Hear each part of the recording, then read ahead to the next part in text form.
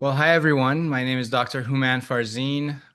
I am the founder of Mystic Health. We are a holistic health practice based in Santa Monica, focus on psychedelic medicine, mindfulness, and I'm a palliative care physician and helping people with serious illness and end of life is a passion, a focus, and our team is dedicated to enhancing the quality of life for these patients. And we're really excited about all the things we've been doing. Normally, we have more webinars, but it's been a bit quiet just because of the volume of exciting things developing on our end, including really cool technologies. Our vision is, medicine is good for the right person at the right time, but we want to have different tools. And one of the tools, with technology advancing the way it is VR, for example. And related to this kind of work, there's this amazing VR experience that we're trying to onboard for patients and families. That's through Enuma, and we got to demo that recently, and it was amazing because people get to experience group therapy dynamic, discussing end of life sort of topics in a virtual reality environment, and it's absolutely fascinating. So I'm excited to be rolling these sorts of services out as well. My guest today is a really special person. I'm thankful for Dr. John Horton, who's a psychiatrist and palliative care physician at UCLA, for introducing John to us. And this topic of spirituality in medicine is real dear to me.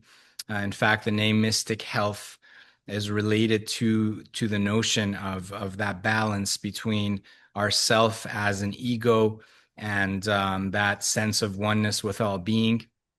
One of the core pillars of Mystic Health is to incorporate spirituality into medicine.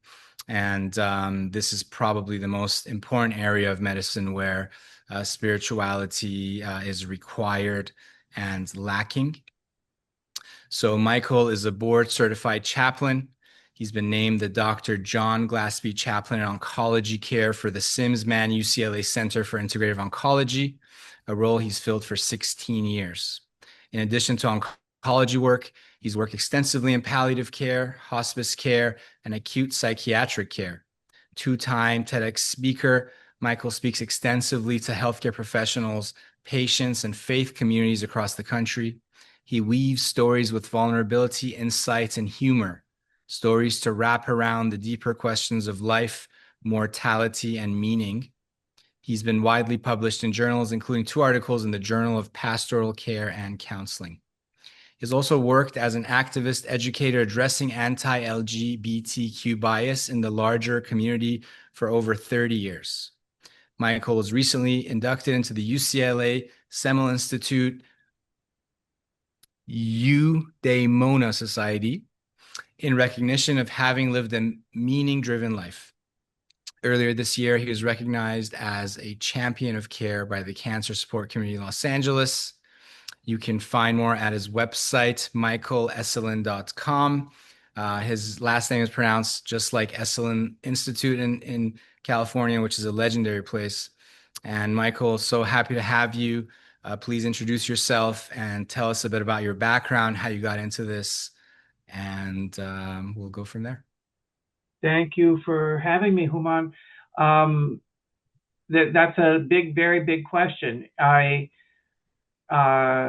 This was a third career path for me. I've had a kind of a divergent life story. I was a professional dancer as a very young man for about 10 years. I had a 20-year career as a self-employed designer and architect, and I kind of did this big shift toward chaplaincy much later in life, and that was inspired out of the AIDS crisis. I'm a gay man, and so many of my gay brothers were dying horrific deaths at that time.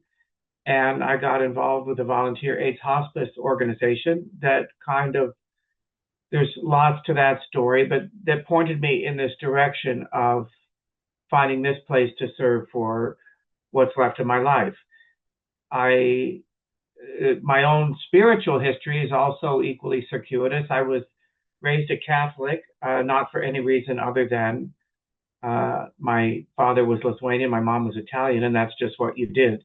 My parents did not go to church, but they took us to catechism, made sure we made our communion and so forth. But I left that when I was about 11, and my parents didn't push back. I said, Mom, this doesn't make sense to me. I had many years kind of exploring, many years I would have identified as an atheist, some years exploring other traditions, looking at sort of New Age thought, uh, Buddhism, and this whole AIDS crisis happened that kind of shifted my whole relationship to death and dying, whereas a lot of New Age thought is rooted in the idea of creating your dream life. Very early in my life, I was confronted with this reality that, wait a minute, that's just not possible for everybody, or for very few, that things are just going to work out in your favor and you can create it how you want it. No, things can happen that will end your life. So I kind of had to come to a different relationship with death and dying at a relatively young age. Uh, I I think a lot of us grew up in households where there were certain maxims that were just said often and we never really thought about it. It was just like that was the truth of the family. And one of them in my house was there, but for the grace of God go I. And I think that's uh, one of the reasons that got me into the AIDS volunteer work. I did not have AIDS, but there was a part of me that felt like that could have been me, so go be of service. And it took some time to realize there's a kind of spiritual arrogance in that maxim that says somehow I'm in God's grace and this poor person is not. Thank God I'm his special one kind of thing. That's not coming from any kind of place of oneness. And I saw very early on that my goal in providing spiritual support had to be, where is God, if there is such a thing? And I don't realize that's a huge word that can mean a million things to a million people. It's not there, but for the grace of God go I. It becomes my business to find out, where's God's grace in this situation now, where this beautiful young man is going to be dying, if there's any to be found. Otherwise, the maxim seems kind of empty to me. Which brings me sort of why I love the title of this webinar about evolving spirituality in medicine, because it's a reflection. My own spirituality has been evolving, is evolving, continues to be evolving, as it is for many, many cancer patients that I see. They grow up believing one set of beliefs, and that served them quite well until now. I've got this diagnosis. Wait a minute. I was kind of thought I was God's favorite, or I thought if I just prayed, everything would be okay. Turns out that doesn't work out. So either I have to come up with a new definition of God, or then surrender to this belief that somehow I'm being punished, and that brings up a whole other theological discussion. So I'm very fascinated and feel like it's central to my work, that word evolving, and to come to peace with that rather than believing there's some place called truth and understanding. And I'm going to get there and I'm going to understand everything. I'm going to have all my answers. Don't anybody move. That doesn't exist. It's a constant process of thinking I understand, and oops, wait, that doesn't apply to this circumstance now. So that's how I came to this work, kind of how I see my role. I kind of see my role, I'm in the coming out business. And that's where all my work, I'm on the adjunct faculty at the Museum of Tolerance, speaking to a lot of law enforcement and to educators and corporate groups about homophobia. And I think these two vocations are kind of related in that I'm creating a safe place, hopefully, for people to tell me their truth, whatever that is. That's what coming out is. And with cancer patients, it's often an opportunity to create the space to tell the truth at often the most challenging time of your life, facing life-threatening illness or facing your death. So that's how I see my role. People people presume chaplains are religious. Many are. I dare say most are. That's not me. I think people go to a rabbi, to an imam, to a pastor, a priest for answers. What's the truth about this situation? I think people go to a chaplain in an ideal world for someone to walk beside them and have the conversation. I don't have anybody's answers for them. So I guess I'll leave that there, Houman. Thank you so much for sharing all of that. I'm wondering if you can tell us a bit about the role of spiritual care and perhaps some misconceptions about spiritual care. Like, have you faced resistance to spiritual care? Is there a misconception in terms of, how to separate religion from spirituality? Let's say if someone is from a different faith and they're used to going to their own sort of, religious affiliation versus accepting something that's not focused like that. It's a big question. The answer is yes. I get resistance, not generally, but when it does, it can kind of take me back. I just had a situation this week with two patients that was a challenge for me. But I think most have this perception that, as I sort of hinted at earlier, that chaplains are religious figures. And I think the presumption is that they are of a particular religion. And predominantly, I think the assumption is Christian of some flavor. When I was working much more in the infusion clinics, going from chair to chair, talking to patients, I would introduce myself as the chaplain sometimes. Most of the time now, I don't introduce myself that way. I say I'm a clinician at the Mann Center, because as soon as you say chaplain, people have a preconception. Somebody's going to say, no, thanks, we're Jewish, or no, thanks, or what religion are you? And then we get in this conversation about what my theology is, which has nothing to do with providing spiritual care.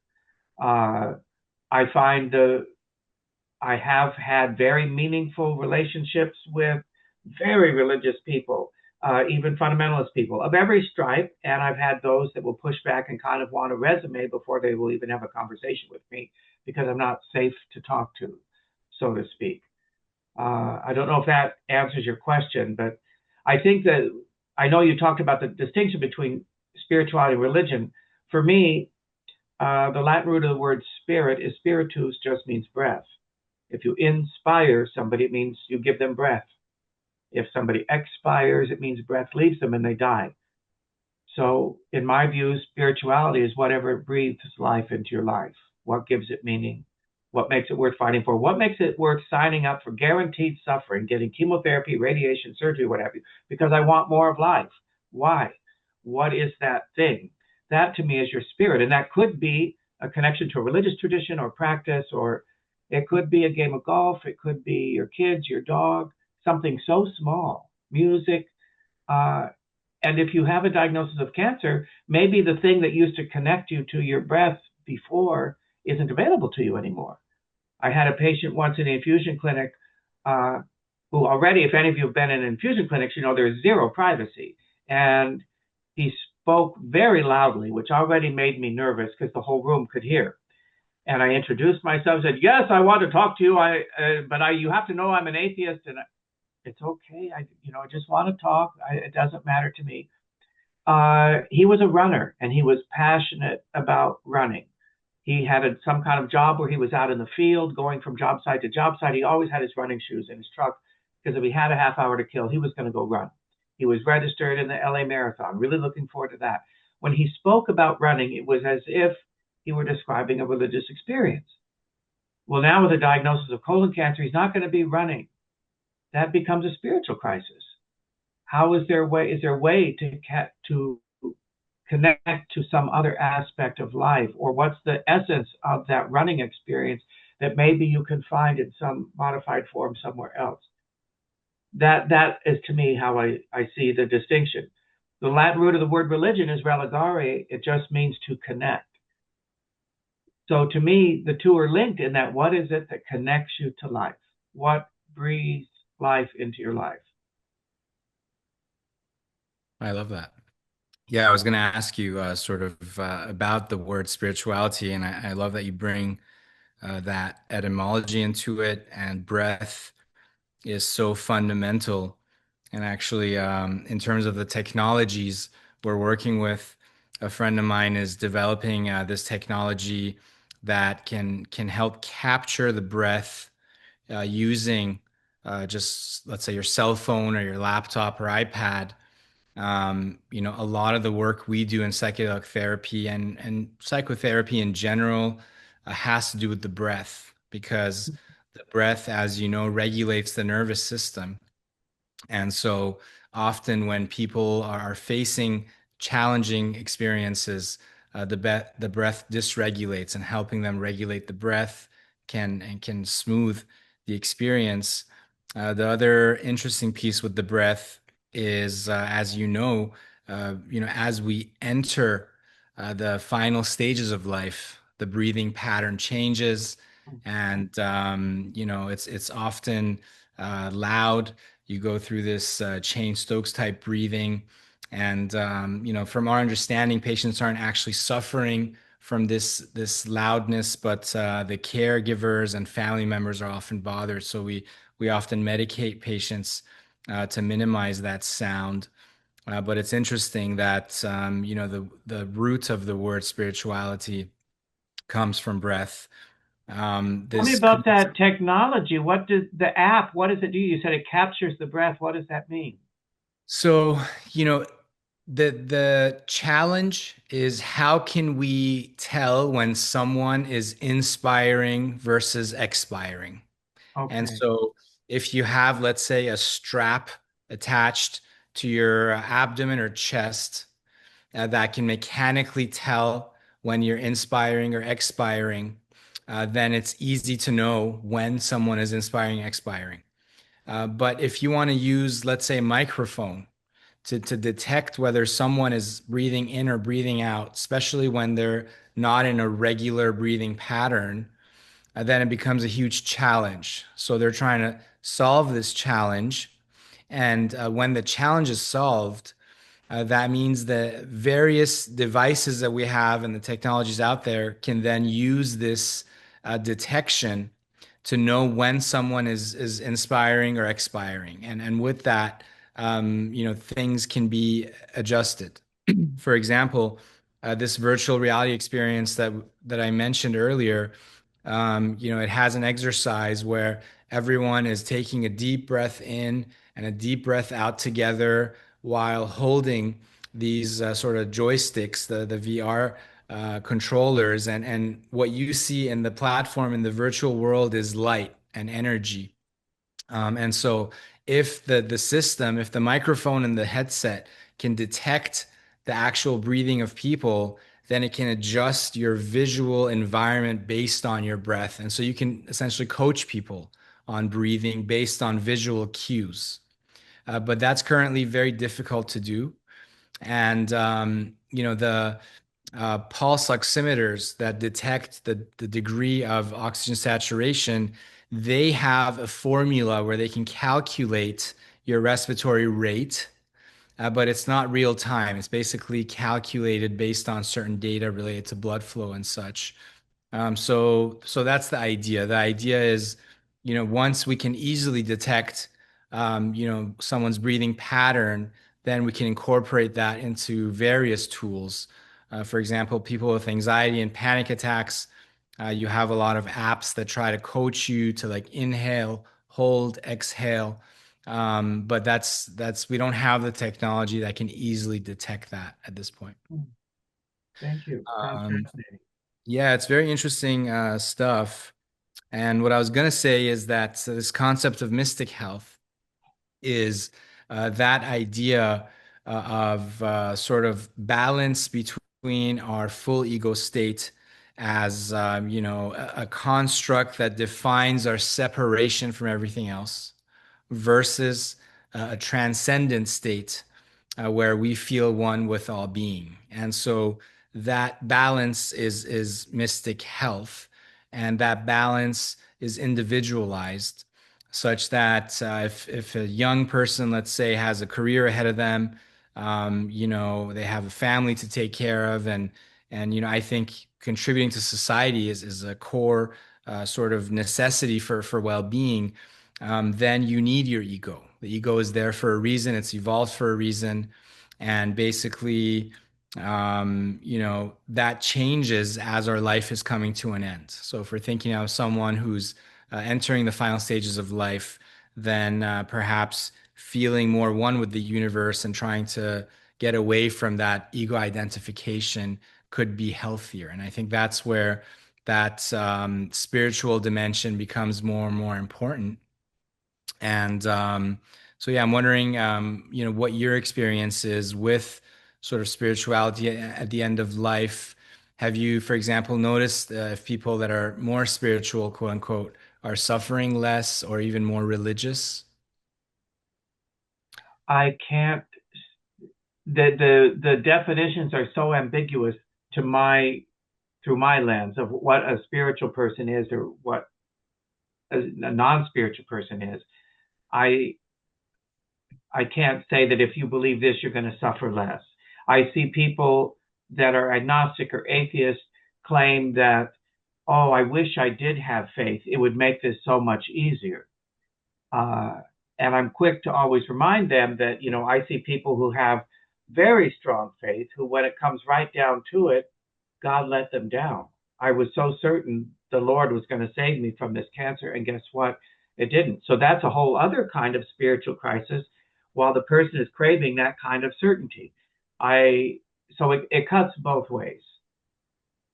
I find there's about four or five really spiritual challenges, themes that confront everybody on the cancer journey, regardless of how they would identify it, regardless of whether they would even call them spiritual challenges. That's my language.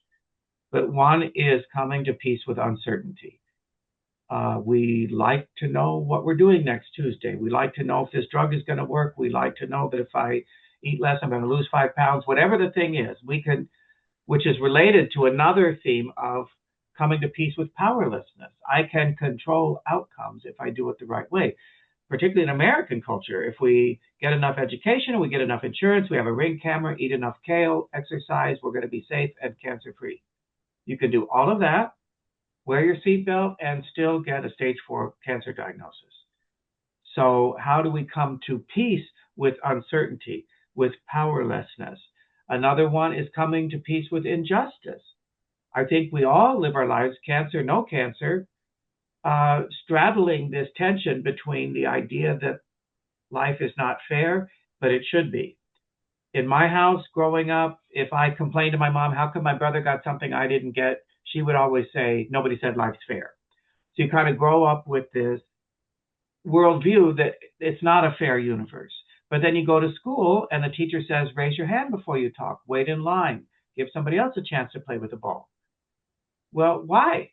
Because it's not fair otherwise. So we're trying to impose fairness on a universe that is inherently unjust. Good people get sick and die, bad people thrive. How do we come to peace with that? That's a spiritual crisis. I see people who say, who really suffer with questions of why me? Why did this happen to me? Other people who judge that and say, oh, I've never said why me. I say, why not me? Give it 6 months. They're going to come to me and say, I just wish I knew why this happened, Michael. Whether it's because I ate too much crap food or because I was a bad person in a past life or because God's punishing, whatever the why is, that causes a lot of distress. In fact, I will often ask a patient who is suffering with that, I just want to know why. If I could give you a sealed envelope right now with your name on it, and inside is a card that says, this is why you got cancer, would you open the envelope? Would you read it? And if you did, do you think you'd suffer less or suffer more? To find out, oh, it's because I ate too many Big Macs in high school. It's because I was an asshole in a previous life. It's because I lived in a polluted city. Whatever the thing is, there's nothing you can do about it. You've got the cancer. Are you going to suffer less or more? Some people say I'd suffer less if I just knew why. Some people search for why. I remember a woman with kidney cancer. What did I do to deserve this? And there's that view that maybe it's a just universe out there. What could you have possibly done to deserve kidney cancer? Did you mow down a bunch of kids with an AK-47? What'd you do? I don't know, but it must be something. And I think it reflects a thinking that there is a reason I screwed up, but I'm still responsible. And that's more comforting than going to the place of I am powerless. The cancer just happened. Another one is coming to peace with mess. Life is messy. And in this culture in particular, we don't like mess. We are born covered in blood and screaming and crying. Why do we think that by the end of life, somehow we're going to have all our T's crossed, our I's dotted? We're going to understand the meaning of life. We're going to have had every conversation that was important to have with the people we love. Everybody's going to have our passwords. We're not going to leave any mess at all. You are, no matter what, are still going to leave a mess. There will be relationships that didn't get buttoned up, conversations that weren't had. I love you's not said. I'm sorry is not said. Can it just be okay to be in mess? I'm an inveterate traveler. I love traveling to the developing world. One reason I've traveled to India 3 times, I love it so much, partly is because there's no pretense that life isn't messy. It's just messy as hell everywhere you go. The wealthiest neighborhood in Mumbai, gazillion-dollar condos, there's garbage on the street and people with no legs trying to shine your shoes on the sidewalk. Whatever the thing is, it's just the contrast in life is ever present. Contrast that with a community like Irvine, where everything is so perfect, landscaped, manicured. You can't even tell if it's a gas station because there's a beautiful tree in front of it. There's no sign. I feel uncomfortable in that kind of environment because it kind of suppresses life force. There's a pretense there that life isn't messy, or we can make it mess free.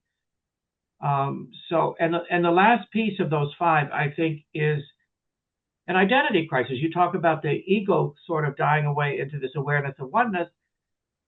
If there are 5 things that make you who you are, that if anybody's going to know you at all, they're going to know this about you, that you're a doctor, that you're a good student, you're a good father, you're a good brother, you're a good swimmer, whatever the thing is. Imagine none of those things are true anymore because cancer took them away, or some disease or age or debility. Who would you be then? Is there an essential you that you can define or describe, but without using any of those labels to which you've identified your whole life? That is a profoundly spiritual exercise. That's the evolving nature of spirituality. I've seen people very certain when you talk about people suffering at the end. I remember one woman who was a devout evangelical Christian, so much so that there was a part of me that didn't quite buy it, but I realized that's my own bias. But she was, Michael, I'm dying and I'm going to meet the Lord. I wanted to wear my tap shoes to the clinic today because I'm so happy to meet the Lord. And I would just kind of want to say, really? But her husband of 40 years is sitting next to her crying. She's not remotely present for his loss. She's so thrilled. And so it seemed somewhat performative to me. I remember one man years ago who lived a very charmed life from outward appearances, white, heterosexual, athletic, gets a scholarship to college, gets a big job at a corporation, lives a very successful life, wife, kids, the whole kind of package. In his mid-60s, gets diagnosed with stage 4 cancer, but relatively feeling well. He came to see me not to talk about the diagnosis or prognosis, but he said, I need to find a new purpose in life. Now I'm retired. I have a new wife. I need a new purpose. God isn't done with me yet. I don't know how people do life without God. And his theology was kind of, God's got my back. I'm his special child. He's a smart person. The doctor told him stage 4 at diagnosis. When he started to get really sick, he came to me shocked. Michael, the doctor says I'm not going to get better. You heard what he said. It was stage 4. It did not compute. I went to see him the day before he died. And he said, and I went to his home, and he said, this waiting around to die, it's killing me. You know me, I need something to look forward to. Michael, I can't do this. I said, our whole time together, you've told me about your deep Christian faith. The centerpiece of that faith is it gets better on the other side. Isn't that something to look forward to? Hell, I don't even know if I believe that anymore, he said. So the thing that kept him afloat his whole life collapsed. So I can't say spirituality is going to give you a peaceful end. It might bring up questions that are so painful. You mean my whole life was a fraud? You mean this? But one could say that's a spiritual exercise, but does that mean it's peaceful? Hard to say. If we believe the journey isn't over with our last breath, then that's just another step on the journey. Yeah. Thanks for that. One of the things that I'm really proud of being at sort of the cutting edge of offering psychedelic therapy to patients is by finding ways to address these sorts of issues. And there are different viewpoints on how to approach therapy and especially psychedelic assisted therapy. And I'm personally in the favor of this inner healing intelligence construct. And that is the idea that, the human body, including the psyche, has a natural tendency to want to heal.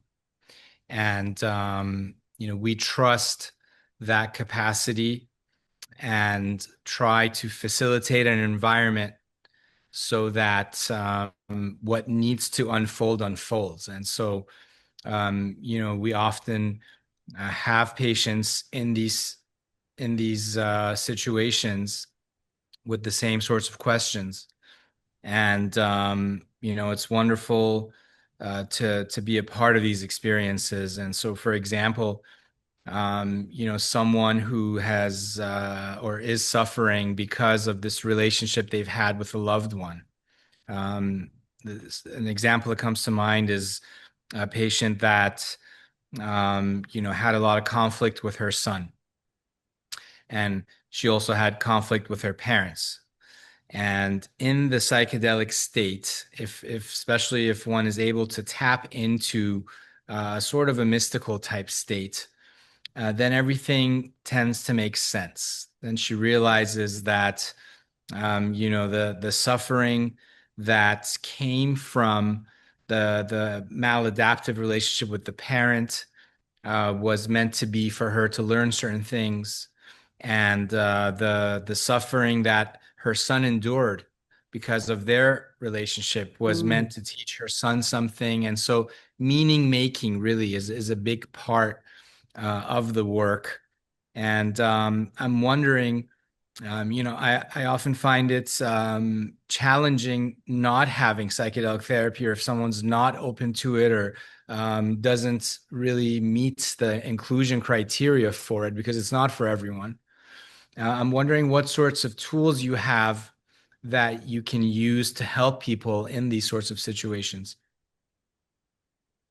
Boy, well, I do want to say, and I think I told you before, I remember years ago a patient speaking to me very confidentially saying, when we were talking about spirituality, that they had done LSD when they were much younger and said it was the most profoundly spiritual experience of their life. And that always intrigued me. And I asked more about it, and because of this experience of oneness. And when you say that I get to see that we're part of this larger lesson and exercise, I think there's ways, much maybe harder, not as expeditious, to come to peace with our story in that way. And so the tool that I would use in my role is to tell me the story and maybe look at it through a different lens.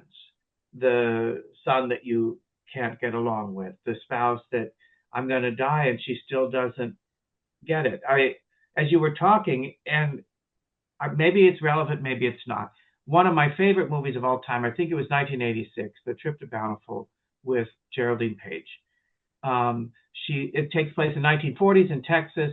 She's an older woman, lived in a cramped apartment with her son and daughter-in-law who can't stand her in Houston. And she wants to get back to her hometown where she grew up, Bountiful, Texas. And she's constantly trying to run away, and they keep corralling her. Well, this time she gets away. And so it's all about this journey back to Bountiful, which is a ghost town when she finally gets there. But the journey is reconnecting her to her past and her story, and she's seeing it in a different light. Well, then the son and daughter-in-law come to get her in this ghost town of Bountiful, and she says, well, I've had my trip. And then the daughter-in-law starts saying, Mother, what? We're going to have a few rules when you come back. There'll be no more hymn singing. There'll be no more running around the apartment. There'll be no more running. She's given, do you have any questions? No, Jessie May. And at this point, she just leans over and takes Jessie May's hands in her face in her hands, and she kisses her. It is so disarming. It's like, I don't need to fight with you anymore. I get my story. And I've since heard that the actress Carlin Glynn, I believe, who played Jessie May, that was Geraldine Page as an actress in that moment. It wasn't in a script. It was not directed. She just felt in that moment, I'm going to lean over and kiss you. It was so disarming, but that's like this place of the love. We're all just playing out this story. And we take it so seriously when we're in the body, but they don't get it. When we can step back and just go, by moving into the story, not try to transcend it. I think that's maybe that would be the tool I would use. Yeah. Thank you. Thank you for that. I think that's exactly right. It's about feeling what is there to be felt, what we resist persists. And another big piece, and this is one of the hardest for most, I would say, is the vulnerability. I think I have issues with that myself, especially as men. Vulnerability is something that's traditionally, not welcome, especially in a paternalistic type outlook, and something I'm constantly learning about, especially through my wife. But being able to be vulnerable, to express our emotions, to feel our emotions, that's probably where most of the relief comes from.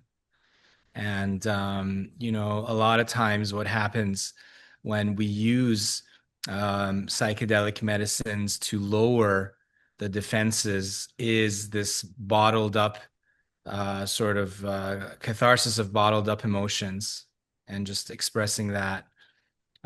So thanks for that. I it's interesting the synchronicity of having our webinar today.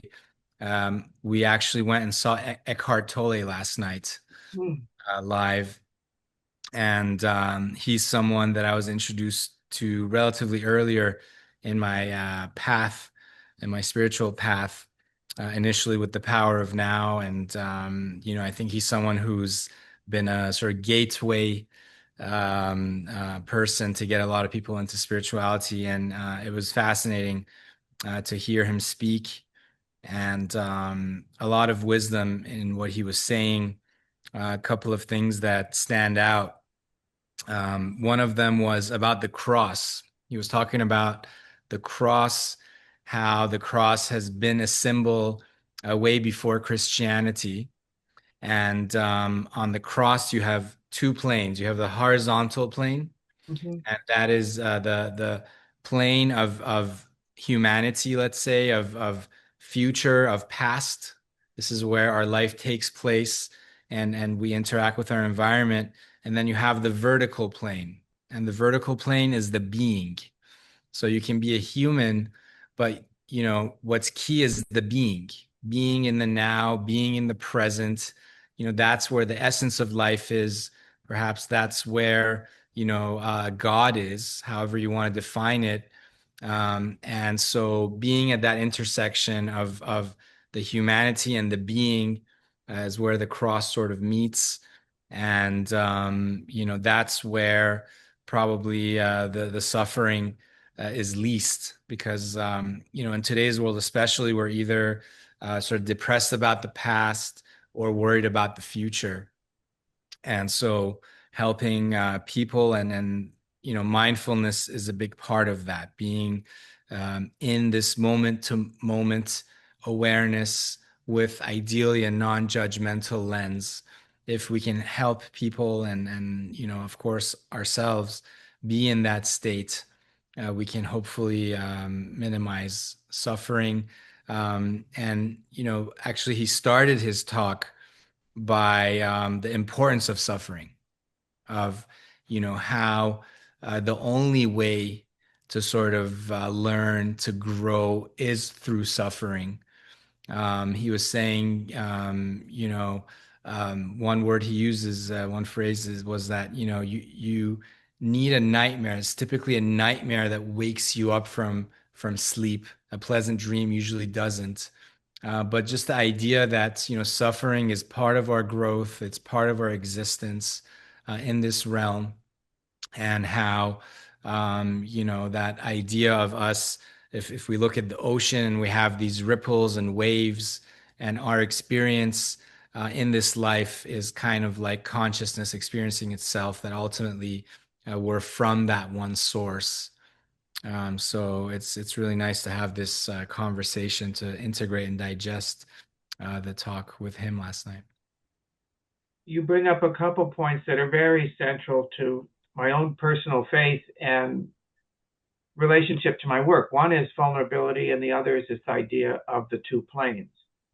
Um, I am one that if I believe, which I do, that our ultimate spiritual purpose on earth is to have this experience and to discover our oneness with all life, one of the primary barriers to us doing that is our invulnerability. Only to the degree that we're willing to tell the truth of what it's like to be us in this moment do we get to give somebody else the permission to also share. And then there's great power in that. One of the great paradoxes in life to me is there's far more power and strength in someone who's vulnerable than someone who's self-defended. As I said, I speak at the Museum of Tolerance, and when I speak to law enforcement officers, I will often be very explicit about that. These are sergeants from all over the state. And I'm there essentially to talk about homophobia, but I'm talking about life. And I often bring up, I said, I'm nervous being here. My preconception is you are the people who bullied me in school. I have to get past that. And my stock in trade is vulnerability. I'm telling the truth about who I am. I'm creating a safe space for you to tell me your truth. That's what I sell, essentially. You're selling defense. It says on the side of an LAPD car to protect and serve. So we're already at odds here. And my job is to try to create some kind of bridge between two ways of being in the world that might paradoxically create more power, not less. The thing with the vertical, and I've used that same image in a talk once, because I have patients who say, I've lost my connection with my spirituality. I've lost my connection with God. I don't feel anymore, or I'm angry. And I often use that image as there's two dimensions. We can talk about this vertical connection to God as if there's some being or energy outside of physical experience, or there's this horizontal plane where the checker at Trader Joe's who smiles at you and says, how's your day, honey? And really looks at you like cares. And you go, oh my God, she saw me. And you feel this spark of connection. Well, that's experiencing God in the horizontal. I don't know too many people who have angels appear to them and bonk them on the head with a sword and say, here's the truth of life. We discover the vertical truths by really being in the horizontal world. So I love that image. Thank you. I'm wondering if you feel inclined to share a bit about your work with the LGBTQ community.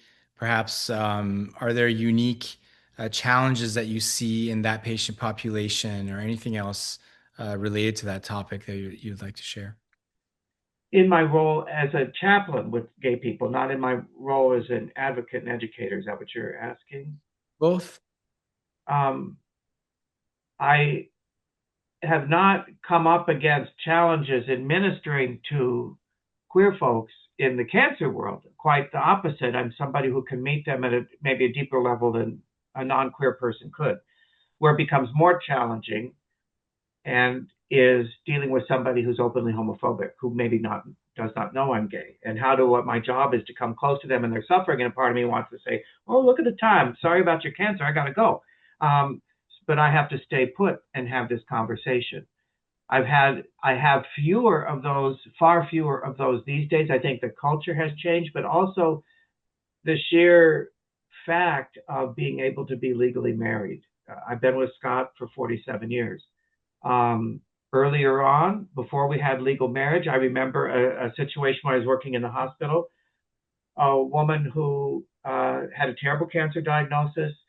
She's already told me, I live in Bakersfield. I know I'm washed in Jesus' blood and the Lord died for my sins. I'm going to assume she's probably not too cool with the gay thing. That's my own bias. So we get into the meat and guts of where her spiritual pain is now. She says, what about you, Michael? Are you married? well, I've got this much time to respond to that question. Do I try to deflect and say, well, why is that important to you? Which would be sort of the sterile clinical response. Or I could say legally, no, I'm not, but thanks for asking. But that's a lie. I'd been sharing my life. Or I can say, well, I'm with my partner now for all these years, and thank you for asking. We're very happy. And now I might have just pissed her off. I'm supposed to relieve her suffering, and I've got this much time to decide. And there's times when I would tell the truth and times when I would not. But now when somebody says, are you married? I say, yes, I am. What's she do? Well, he does, blah, blah, blah, blah, blah.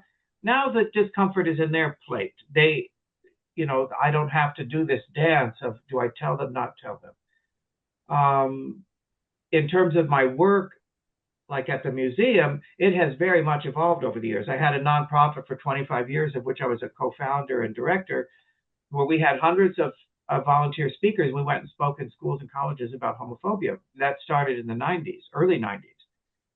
And that organization dissolved in 2017 because everybody thought it was hard to get volunteers. Mission accomplished. We have marriage equality. It's a non-issue. Like, that to me would be like saying we don't have racism in America because we had Barack Obama as president. And there are people who believe that. But the homophobia has only gotten more subtle, aggressive, retrogressive. Right now we have 3 Supreme Court justices who are very eager to overturn Obergefell versus Hodges and take my marriage away. And it's kind of moved to trans people. A lot of the cops, what they care about, I don't want a trans woman competing against my daughter. That's just like this zero-win thing. And whereas 30 years ago, when Bill Clinton was president or more, people were gays in the military. I don't want my son showering with a gay man, as if we are all sexual predators. That was the thing. Are we going to have 3 sets of showers, one for men, one for women, one for gays? Does that imply that there aren't gay women out there? But it was all rooted in this male fear of being the object of someone's sexual desire who's not a woman. And now, similarly, there's this fear that a trans woman is going to take away fairness from my daughter. And interestingly enough, it's often a racially diverse group. And I say, if it weren't for affirmative action, this room would be all white men.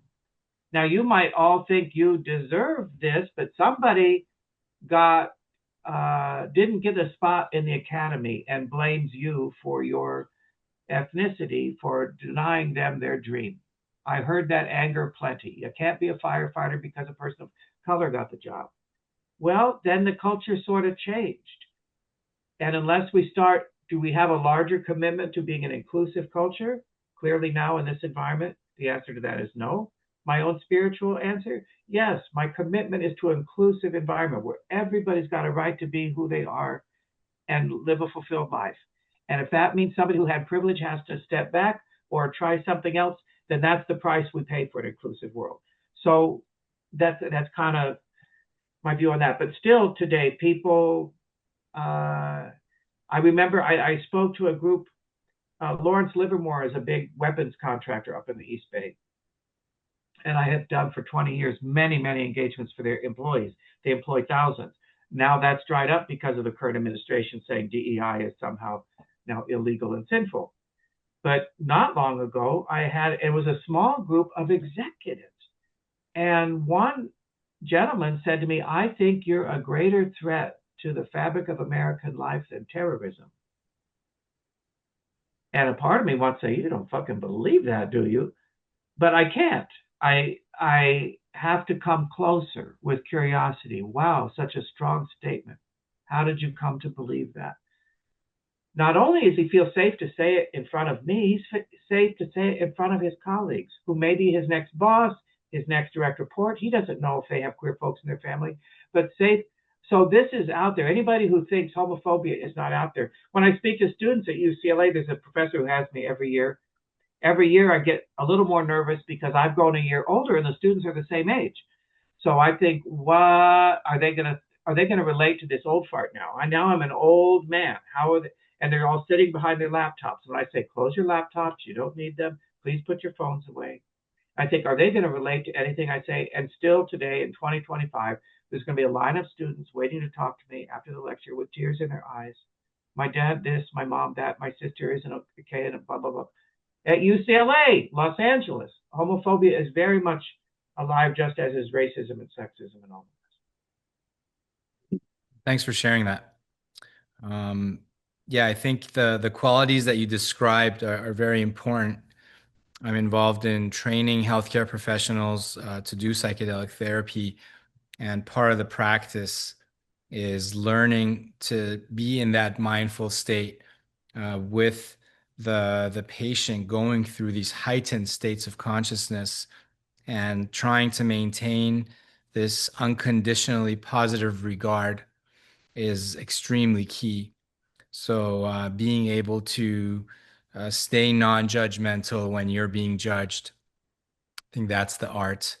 And it's very nice to hear how you've been able to do all that you've done and continue to do. And for sure, we are in a society where, despite our advancements, there's a lot of bigotry and a lot of division and a lot of hates going around. And um, yeah, I think it's our role to just continue being the light that takes us out of darkness. A lot of work needs to be done. Um, Great. We have a few minutes left. Is there any topic that you would like to discuss that we haven't gotten to speak about? Not that I'd love to hear if there's any questions from our audience. I can blather on forever, but I'd love to know what's on people's minds and hearts or what got stirred up by anything that I shared. Yeah, while we wait on that, um, yeah, I think in medicine, in our society, probably as a whole, we have this movement away from religion. The Mm-hmm. way I see it is that these institutionalized religious systems, a lot of them took us away from direct experience of spirituality, and I think that's where the importance of mystical practices needs to be highlighted. And part of the goal, at least for me, is to facilitate direct experience for individuals, especially when dealing with life-threatening illnesses and at the end of life. And so, yeah, it's nice to see palliative care emphasizing spiritual care as almost a core component of health. And my personal view is that in society, like losing that connection to God for a lot of people, has resulted in sort of a lack of balanced life. And yeah, so we have a question here. Um,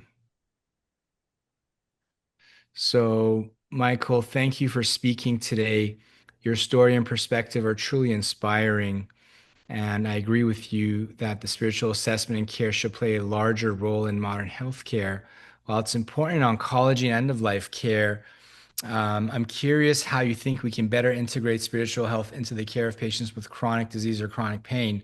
That's actually sort of what I was getting at, that, palliative care has accepted and incorporated. How do you bring this into other areas of medicine? And I think it's chronic pain and chronic illness, which is sort of maybe a large portion of our society.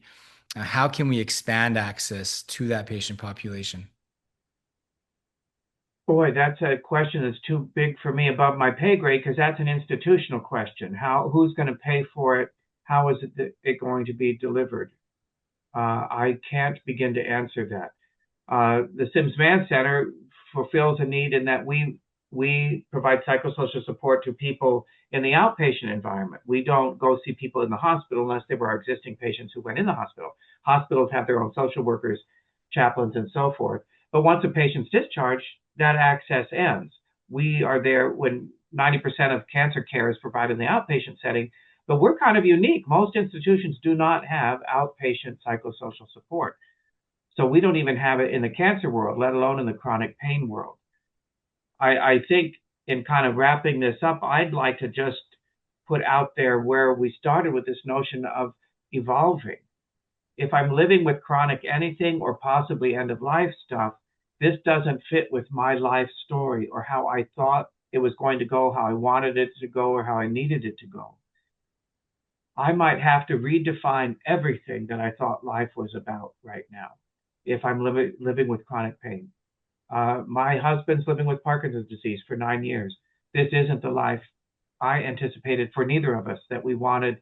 I can either shake my fist at the heavens, it's guaranteed to get worse, and say, why us? Or I can say, well, this is my story now. How do I redefine what it means to be alive, what it means to be successful? We all have our ideas of what success meant when we were 20 that probably varies widely from what we thought success was at 40, 60, 70, or now with chronic pain or life-threatening illness.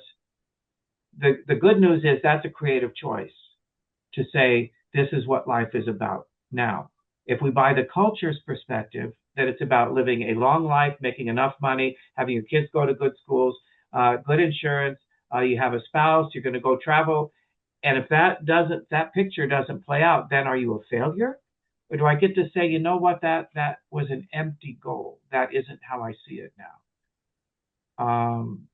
So can we give ourselves permission to evolve, for our philosophy to evolve, for our spirituality to evolve? And that our story is maybe only fueling us, including giving us permission to be resentful, angry, depressed, sorrowful, grieving of all of that loss. It's an effort for me sometimes to use that word grief with patients when they say, I miss the person I was. I wanted my life to be like this, but they don't say, I'm grieving it. It died. That version of you died. Those expectations died. Grief is an appropriate response. Bargaining, anger, denial, all of that is appropriate when this isn't how I thought my life should be. Exactly. And yeah, Eckhart was saying how, what we perceive as us is just a part of us. There's a deeper sense of self. And thanks for bringing up your husband who has Parkinson's. And I've mentioned this before, but my first exposure to palliative care was through a mentor, Dr. Bernard Lapointe, who passed away last year. He got into palliative care after his work with gay patients in the AIDS sort of epidemic, and his husband has Parkinson's. So I just want to sort of give a shout to him for his inspiration. And another major event that took place was that Balfour Mount, who was basically the person who coined the term palliative care at McGill University, who I had the fortune of meeting for the first time not too long ago, passed away last week. So, Mm, um, mm.